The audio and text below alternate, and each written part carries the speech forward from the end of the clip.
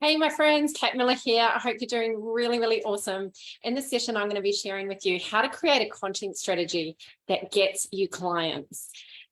This is really going to help you if you are creating creating content, but you want to get clients from your content and you want to do it in a way that's elegant and effective and enjoyable. I call them the 3 E's: elegant, effective, and enjoyable. This is for you if you're not getting as many leads and clients as you want to from the effort that you're putting in to your content, your videos, your emails, your blogs, your social media posts, and you're really not seeing the results that you want.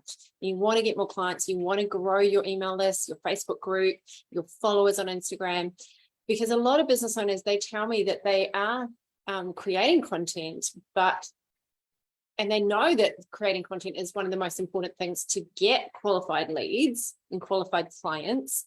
But for some reason, there's a missing element where it's not connecting. Their content is not leading to clients. We don't want just likes on our content. We want it to lead to clients. And a lot of people are struggling to really produce the kind of content that gives them a tangible result. A result like someone reaching out to you in your Facebook Messenger and asking you questions and asking about your programs or services, or wanting to jump on a strategy session with you, or maybe getting people replying to your email saying, yeah, I'm interested, or people booking into your events. Those are the kind of tangible results that we want to get from our content. And not every single time we're going to be doing a call to action in our content. We always want to evoke action, but the action isn't always to take one more step towards us, like book a call or come to our event. And action could be inspiring them to do something differently or to engage. So there's different purposes for each piece of content, which is what I'm going to share with you in this video today. One of the biggest downfalls that I see people have when it comes to their content is that they don't have an effective content strategy. If you don't have an effective content strategy, you can really waste so much time creating content that's not giving you a result. And a lot of people are frustrated. And when I look at their content, I can see why it's not working. I can see the missing pieces. I can see all the things that need to be in there that aren't in there. And I can see other things that are there that shouldn't be there if you want to have your clients, your content convert to clients. So an effective content strategy has a number of essential ingredients that turns your followers into clients. And if you want to get your content working and get it doing its job, you want to make sure that your strategy has these elements in it. And I've found over the last over 10 years creating content for my business. When I first started out, I was terrible at creating content. I remember this poster that I did, and I put it up in community center, and it was the worst poster in the world. It was like full of heaps of text and heaps of words, and it was all about the what they're going to do in the workshop as opposed to the outcome. There was barely any benefits. There wasn't juicy, compelling language. I didn't know what I was doing. I hadn't really been trained in it. So over the last 10 years, I've got better and better and better at content. And one of my clients sent me something recently, and she said, can you have a look at this and see why it may not have worked in a group where I posted it. And we made some tweaks, and she said to me, you just seem natural at this. Like, it seems like, is this a gift, or is this something that you've had to kind of hone and craft over the years? And it's definitely something I've had to hone and craft, and you get better and better and better the more you do it. But there's no point repeating the same type of content and getting the same result. We need to make tweaks. We need to learn. And some of the things that I've learned over the years have really helped me. So when you get this right, things can really change very fast for you in your business. And so if you want a simple and effective content strategy that shows you exactly what to do, that's easy to execute, you are absolutely in the right place. So I'd love to know if you're here live with me. Just give me a hashtag live in the comments. I always love to know who's here. If you're watching the replay, pop a hashtag replay into the comments. So I'm going to get you started in this session with 5 different things that can go into a content strategy. I'm going to be diving deep into how to do this at my upcoming workshop, which is free. And there's only 30 free seats available for this workshop. So if you do want to come to this workshop, I'll let you know about this, about that at the end. So 5 things, if you haven't already, grab a pen and paper and write these things down. So here are 5 things you can do to create a content strategy that gets you clients. I'm just going to do something here because someone asked me to tag them in. So I'm just going to do that now. There we go. Melissa asked me to tag her in. There we go. All right. So the first thing that you can do to create a content strategy that gets you clients is, number 1, build your content backwards from your signature offer. Thank you, Trish. I appreciate that. Build your content backwards from your signature offer. Dr. Stephen Covey says, start with the end in mind. And a lot of people don't do this. A lot of people just post content for content's sake. I know that I'm meant to post content. I know that I need to keep my social media going, but they're not thinking of the end in mind. So most people who are surfing the internet, scrolling their phone, looking on social media, they have problems. In fact, everybody has problems.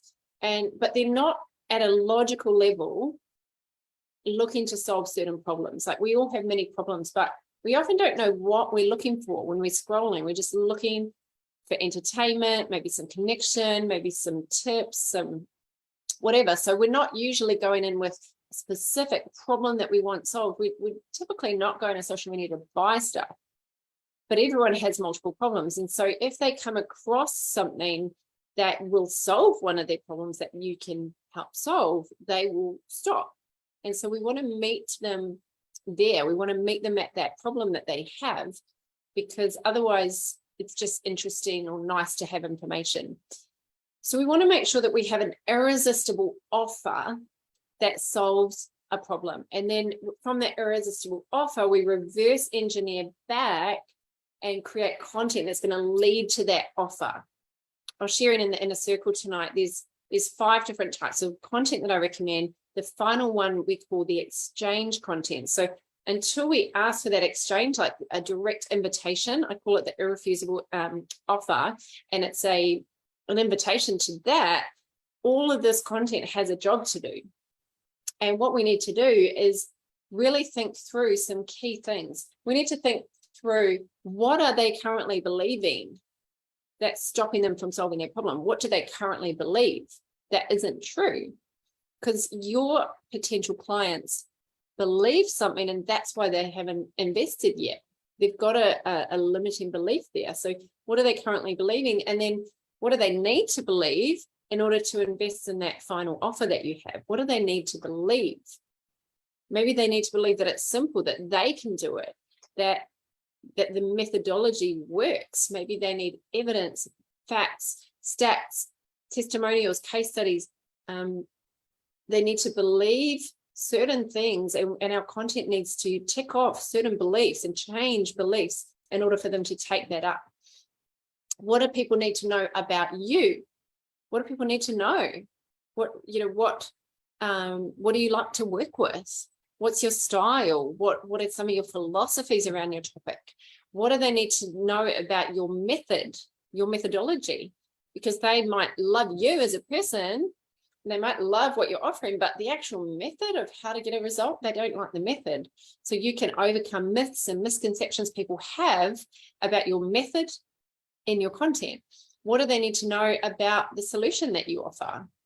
Like, do you work one-on-one? Do you work in group? Do you have workshops? Do you have resources they can use? So what do they need to know about you? Your content is what answers those questions that people have at a subconscious level. So really think through, reverse engineer back from your offer with all of your pieces of content. All of my content leads either to a workshop or a masterclass or a downloadable free resource or an invitation to engage in the post or a strategy session with me or an invitation to my Facebook group. But I'm not just constantly doing call to actions. I'm also giving lots of value along the way and asking questions as well to engage people. So that's number 1. Number 1 is build your content backwards from your signature offer. Number 2 is make sure every piece of content has a purpose. Make sure every piece of content has a purpose. A common mistake I see is people posting and not really having a purpose for that post. And they don't really think about why, and they don't think about how that's going to be received. They forget that their piece of content is one piece out of hundreds of potential things that person could see in that day. So think about the purpose of your last post or your last 3 posts. What was the purpose of the post? Did it have a purpose? Was it to get more engagement? Was it to build more rapport? Was it to grow your audience, attract more people? Was it to shift a belief? Was it to offer something? Was it to just build more connection? What was the purpose? Your content won't lead to clients if you haven't got an intentional purpose about where each piece of content fits in your overarching strategy. A lot of people don't have that overarching strategy, so they're posting the same types of content all the time, and they're using the same kind of structure that doesn't really compel people. If your content doesn't have a purpose, it can't, I won't say it can't, but it's very unlikely to achieve the result of attracting the right clients consistently. There are a lot of things that we need to share with people before they make a significant investment, before they invest money in you, into your offer. So we want to make sure that we're covering all of that, that we're overcoming objections through our content. And we can't overcome all their objections in one piece of content or in one video. You don't tell all your stories in one post. You typically will just do one objection, one story, one belief shift per piece of content. That's why you need a strategy for your content. You need to know what people currently believe so that you can change it. I'll give you an example. Let's say you've got a 3-month health coaching program, and people who are consuming your content, they might think they don't need a coaching package because they can just go on a diet that they can find on the internet. So one of your pieces of content could tackle this objection. And so you talk about, if you found a diet on the internet, whoever wrote that diet, they don't know anything about you. That's created by a stranger. They might be a doctor in something, but they don't know your body. They don't know your unique lifestyle. They don't know your history, your background, your unique nutritional needs. So you would post on that topic. And then people who consume your content, they will go, oh, okay, so if I can't get it off the internet and I need it personalized, oh, well, I actually probably need a coach for that. Or I need someone that's going to tailor it for me. And so you tick that box in their head. I hope that is helpful. Okay, number three, and how to create a content strategy that gets you clients is to create a consistent content schedule. Create a consistent content schedule. If you don't have a consistent schedule, you'll probably find you get to the end of the week and you haven't posted strategically, and you post kind of what's on your mind or whatever you're feeling inspired about at the time. Or you'll post something like a quote or something about your day or something that is a post and maybe gets a bit of engagement, but it's not strategic in leading people along your customer journey. I committed a few years ago to doing one main big piece of content every week, and then I was going to leverage that. So my Facebook Live video became a blog post, it became a video on my website, it became social media posts, and it became an email. And so by making that decision to have that consistent schedule, and I've been doing it for over 3 years now, every single week, I do it, and it's just a habit, and I enjoy it. And Wednesday is my cave day. It's my content creation day where I create my content, and it's just become a schedule. And it's so much easier than every day going, oh, what should I post, and thinking about it kind of on the fly. But now, just from this one piece of content that I record, that goes up on YouTube, that it's building my channel, it's growing my email list, and people are coming across it on my website. It's good for SEO. And I was actually interviewed on a podcast recently, and that person found me on my YouTube channel. And I don't have a massive reach or a big following, but people still consistently find me on Google, on YouTube, in Facebook groups. They invite themselves to join the group because I've got that consistent schedule. And you know when you're going to create your content, you know when you're going to post your content, and you may schedule it out using a scheduling tool. For me, I usually go for a big walk on a Wednesday and really process and think about it. And I like to do it quite fresh. I don't like scheduling a long time in advance, but we all operate differently, right? So you've got to find what works for you.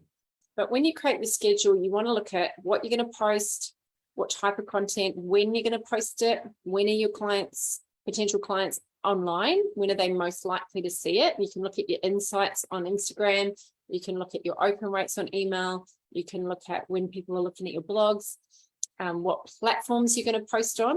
Are you going to leverage your content on, let's say, Instagram, Facebook, and LinkedIn? Are you going to stagger it so people aren't seeing the same thing over and over again on your group, on your Facebook page, on your personal?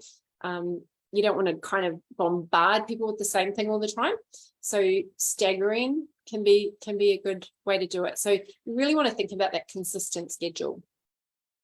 Okay, number four is to rotate between different types of content. So a lot of people stick to their comfort zone, the kind of content that they're good at. And I'm guilty of this as well. I love doing belief shifting content. I love sharing really great tips. But you want to make sure that you have different styles of content, because there are different types of people, and each piece of content has a different purpose. There are 5 types that I recommend. Engage, so content that is designed to ask questions and get people to engage. Educate, where you're teaching you're sharing about common questions that you get asked, you're giving tips and hacks. Enlighten, so these are more showing and sharing stories and case studies. Edutain, so we're educating, but we're doing it in an entertaining way, more in a story way, sharing your story and the lesson that you learned and the wisdom that you got from it. And then number 5 is exchange, where you're directly making an offer. So those are the 5 types that I recommend. And I also recommend that you do a mixture of video and written content, always both. A lot of people are doing a lot of value posts and they're forgetting to make offers. They're teaching, sharing, giving all this really cool stuff, and they're not making regular invitations for people to actually buy because they're so scared of being salesy. On the other hand, some people are just out there making lots and lots of offers, inviting people to their calls, inviting people to their programs, but they're not giving enough value. So you will sit somewhere in that spectrum, and there is a sweet spot. There is a balance that you want to achieve, where you're giving valuable content, but you're also regularly asking. So my question to you is, when is the last time you made a really valuable offer to your community? Making offers is not just about money, it's about helping people achieve a transformation. And there are a lot of people out there that need your help, that need what you offer. How are we doing, team? Hey, Candy, great to have you here. We've done 4. We're up to number 5. I hope you're tracking. Number 5 is to create a clear content journey. A content journey leads your audience from one step, let's say a social media post, to the next, which could be giving you their email address in exchange for a free resource. But many social media posts and emails and blog posts, they are kind of disconnected. They have this disconnected function rather than being part of a journey.